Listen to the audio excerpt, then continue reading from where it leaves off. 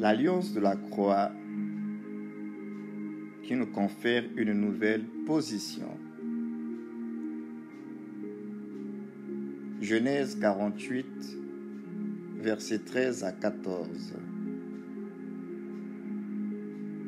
Après ces choses, l'on vint dire à Joseph, « Voici, ton père est malade. » Et il prit avec lui ses deux fils, Manassé et Éphraïm. On avertit Jacob et on lui dit, « Voici ton fils Joseph qui vient vers toi. » Et Israël rassembla ses forces et s'assit sur son lit.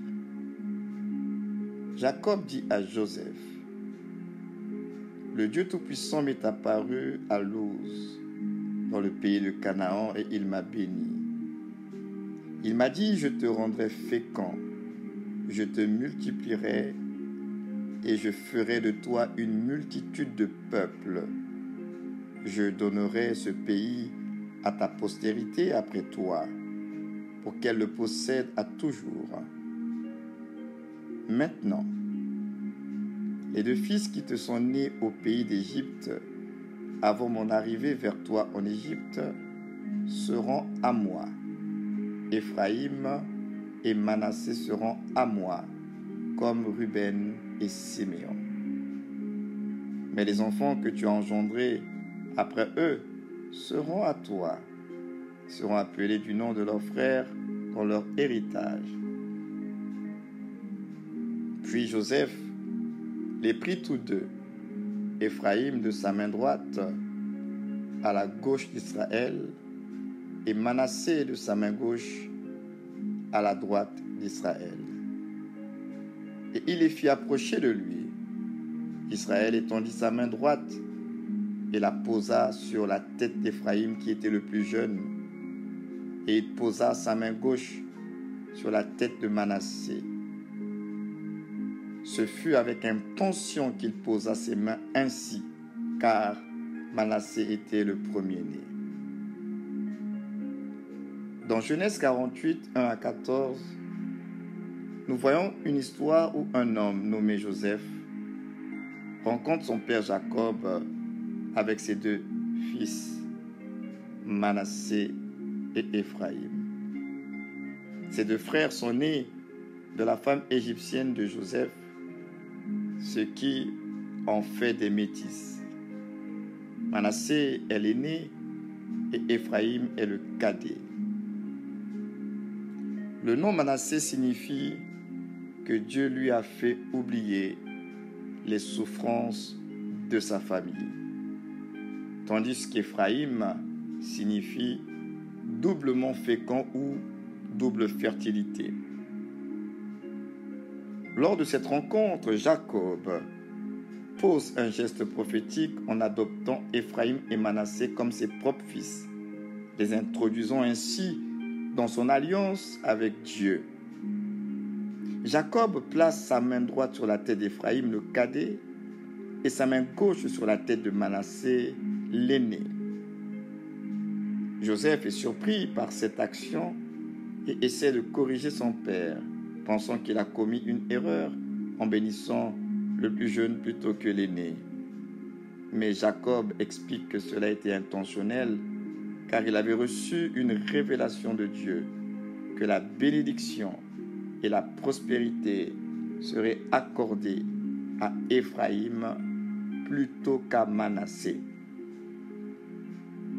Joseph, qui était conscient de l'importance de l'ordre des bénédictions dans la culture de son peuple, avait intentionnellement placé ses fils, Manassé et Éphraïm, en face de son père Jacob. Il avait décidé de placer Manassé l'aîné du côté de la main droite de Jacob, qui était traditionnellement réservé au fils aîné et qui garantissait la bénédiction la plus importante. Cependant, lorsque Jacob posa ses mains pour bénir les enfants, il posa sa main droite sur la tête d'Éphraïm, le cadet, et sa main gauche sur la tête de Manassé. Cette action prophétique avait une signification profonde qui dépassait le simple fait de bénir un de ses petits-enfants. En effet, ce geste obligeait Jacob à croiser ses bras, formant ainsi une croix de ses mains pour bénir Éphraïm. Cette croix est justement le symbole de l'œuvre de Jésus qui est mort sur la croix pour racheter l'humanité de ses péchés. Ainsi, la bénédiction d'Éphraïm préfigure la bénédiction des chrétiens à travers l'œuvre de Christ à la croix. Cette histoire est donc une belle illustration de la providence de Dieu qui utilise des événements apparemment anodins pour accomplir ses desseins et préparer la venue de son Fils Jésus. En introduisant Éphraïm et Manassé dans son alliance avec Dieu, Jacob leur a transmis bien plus que l'héritage matériel de son patrimoine familial. Il leur a également transmis les promesses et les bénédictions de son alliance avec Dieu, un héritage bien plus grand et éternel. Dans Genèse 48, verset 5, nous voyons que Jacob, le grand-père d'Éphraïm, bénit le jeune garçon et prophétise sur sa vie. Cette bénédiction a eu un impact profond sur la vie d'Éphraïm, symbolisant la bénédiction que les chrétiens reçoivent à travers l'œuvre de la croix. En effet, en arrivant, Jacob était simplement le grand-père d'Éphraïm. Mais après avoir reçu sa bénédiction, Éphraïm a été élevé à un niveau de fils, faisant de Jacob son père. Cette transformation représente la manière dont la bénédiction de la croix change notre relation avec Dieu, passant de simples créatures à des enfants de Dieu. Joseph, qui est l'image de Jésus dans cette histoire, était le père d'Éphraïm à son arrivée. Mais après la bénédiction de Jacob, Éphraïm est devenu son frère, symbolisant la manière dont la bénédiction de la croix nous amène à être en communion avec Jésus en tant que frères et sœurs. Enfin, la bénédiction d'Éphraïm a également changé sa position dans la famille. En tant que cadet, il n'avait pas droit à l'héritage.